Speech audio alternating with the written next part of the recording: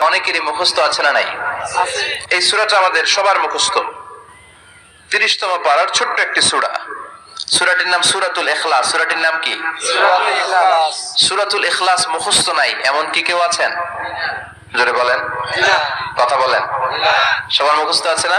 এটি অনেক দামি একটি সূরা।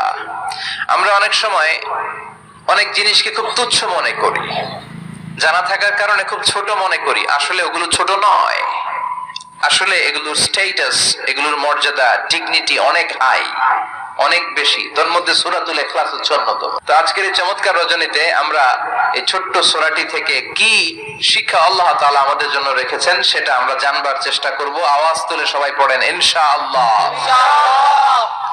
এই সূরাতুল ইখলাস, এই সূরাটি মাক্কি সূরা। কি সূরা? মাক্কি সূরা। সবাই বলেন মাক্কি সূরা। মাক্কি সূরা। হিজরতের আগে যে সূরাগুলো নাজিল হয় এগুলোকে আমরা বলি মাক্কি।